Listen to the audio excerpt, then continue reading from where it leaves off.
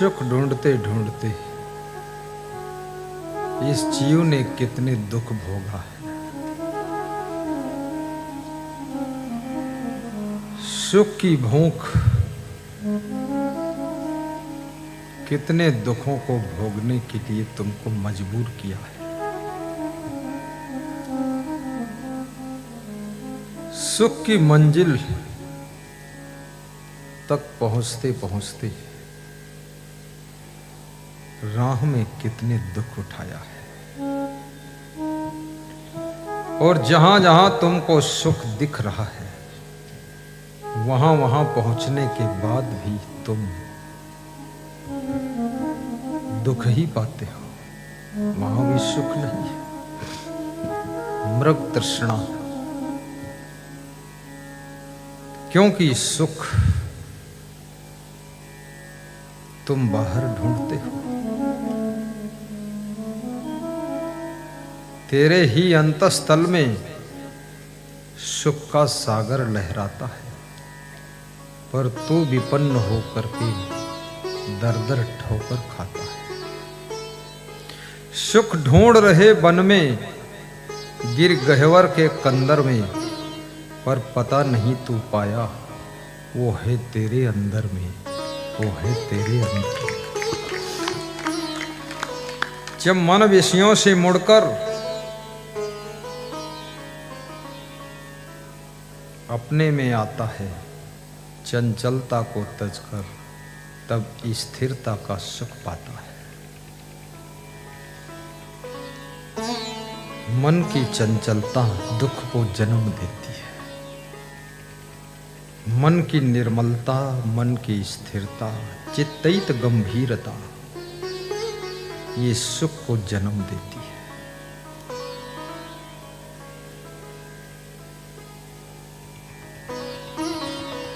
श्री कृष्ण कहते हैं, अर्जुन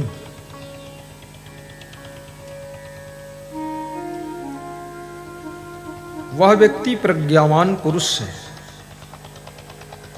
स्थित प्रज्ञ है, दुखेश अनुद्विग्न मनः सुखेश विगत अस्पृहा वीतराग भय क्रोधा स्थित धीमनु उच्यते प्रजहात यदा कामान सर्वान् पार्थ मनोगतान् आत्मन एव आत्मनः तुष्टा स्थित प्रज्ञा तदा उच्यते। यह सर्वत्र अनभिस्नेहा तत तत प्राप्य शुभा शुभम न अभिनंदति न द्वेष्टि तस्य प्रज्ञा प्रतिष्ठिता तानि सर्वाणि संयम्य युक्त आसीत मत्परा वसे यस्य इंद्रियाणि तस्य प्रज्ञा प्रतिष्ठिता। यदा संहर्ते चायम कूर्मवंगानि सर्वसा इंद्रियाणि इंद्रियार्थेभ्यः तस्य प्रज्ञा प्रतिष्ठिता।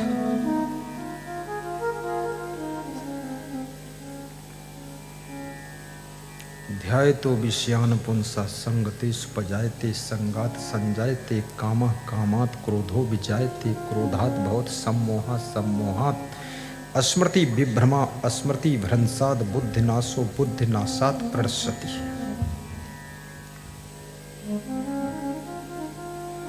रसवर्जम रसोपयस्य परम दृष्टवा निवर्तते विहाय कामान्यः शर्मान्न पुमांश्चरत् निःस्पृह निर्ममो निरहंकारः सह शांतिम अधिगच्छति। श्री कृष्ण कहते, अर्जुन दुख तो आएगा, क्योंकि अनेक जन्म के कर्मों का संग्रह तुम्हारे जीवन को प्रभावित करता है। लेकिन दुख के आने पर दुखी न होना। जैसे गर्मी तो आएगी, पर कूलर चला लेना, एसी चला लेना, पंखा चला लेना, तो आप गर्मी से बच गए। बरसात तो आएगी, लेकिन छत वाला मकान बना लिया, बाहर निकले तो छतरी लेकर निकले, तो आप भीगने से बच गए। ऐसे जिनके पास में ज्ञान की छतरी है, भक्ति की छत है, वह लोग कर्मों के बादलों से जो दुख की वर्षा होती है उसमें भीगने से बच जाते हैं।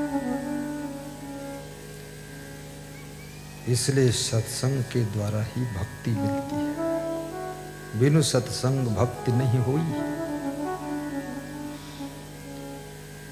भक्ति का प्राण सत्संग है।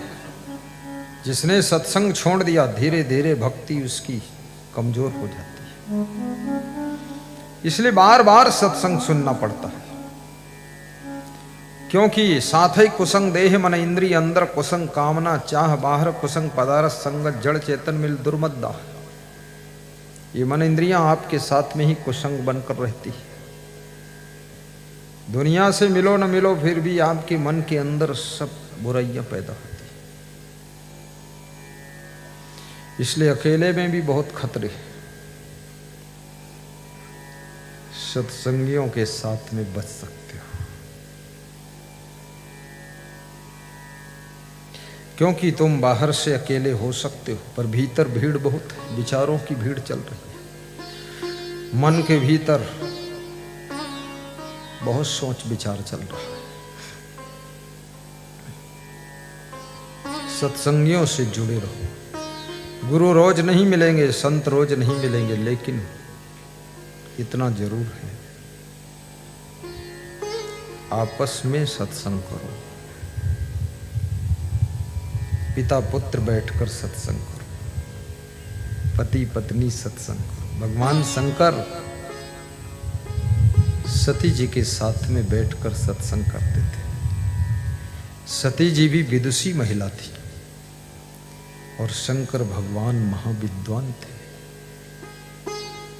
शंकर भगवान के डमरू में 64 गुण थे। सोचो तो शंकर भगवान में स्वयं कितने गुण होंगे, जिसके डमरू में 64 गुण। तो शंकर जी में तो बहुत गुण हो। लोग शंकर जी की भक्ति करते हैं। रावण भी शंकर जी की भक्ति करता था, ध्यान लगाता था, ऐसे बोलता था, ओम नमः शिवाय, ओम नमः शिवाय। शाम को दारू पिवाए, दोपहर में भैंसा खवाए, ओम नमः शिवाय।